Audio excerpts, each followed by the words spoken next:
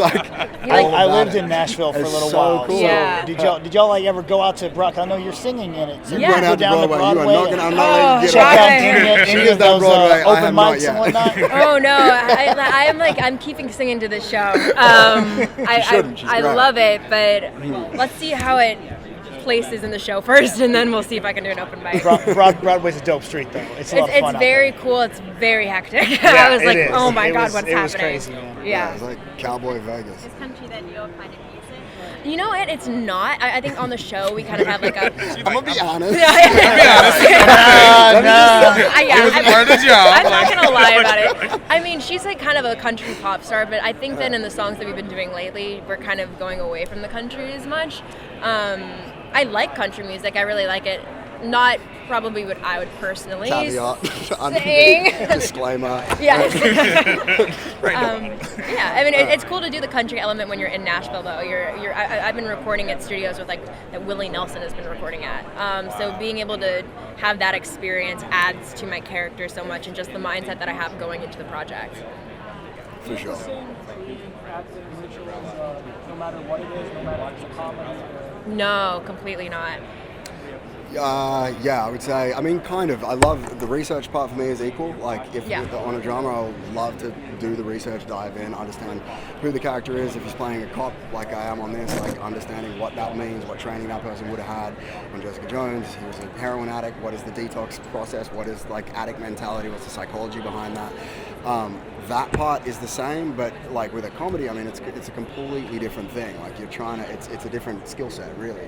And so yeah, no, the prep is different. But this has its funny moments, but I would definitely not call it a comedy.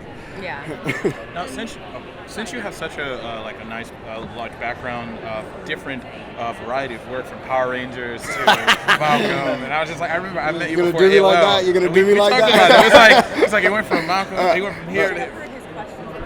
Okay. All right, But I wanted to know, in terms of choosing those different projects, what do you feel has attracted you to this one?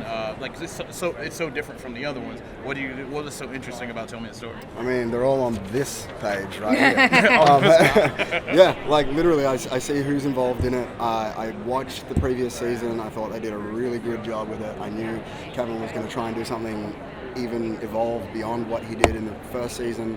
And and then it's an anthology, which I haven't done before, which I love that format. It's kind of like the best of both worlds between the kind of film structure where you got 2 hours to tell a story, you've got the full arc that I know and I can plan out, and the TV series which it kind of runs on, but you get like that real ability to do the character work and dive in. Yeah. Anthology, you get both of those things. So I all of those things meant this was out the park. I was like, that one. With this role, did you guys? I know as an actor, like you kind of learn different things about yourself with each role. Is there anything that you learned about yourself from doing this show? I think, it's going to sound cheesy, but the basis of Beauty and the Beast, our storyline, is kind of finding beauty within, and that's super important in our characters. And without, as we can also say. Thank you. Screw you. You're making me blush. Just kidding. No, but I think that's always just a really good message to get out there and as much as possible. And I think that there's some things that my character says that I'm like, oh, that actually means something. And it's really hard to find scripts that have that kind of feeling after you read them that leaves you with this kind of worth that you give yourself. You inspired by Joker? Because I noticed you have The Joker. It's coming out soon. Yeah, for sure. I just saw it last night. You saw it last night? Oh, it's already out? No, I saw a press. I was gonna say. Whatever. It mate. was. Oh. It was.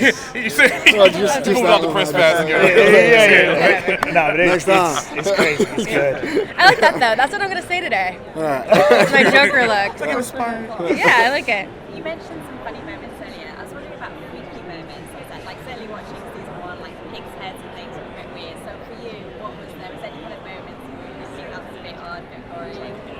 Well, I go have like full body prosthetics that I have to put on. So it's kind of that thing where I will be screaming at myself doing something, and then I'll actually look at myself. I'm like, oh wow, you look scary. And I wear a mask on the show, so I'll constantly be walking around set, and I'm like, why are you looking at me like that? And then I'll remember I'm like halfly like burnt up and looking real scary. Yeah.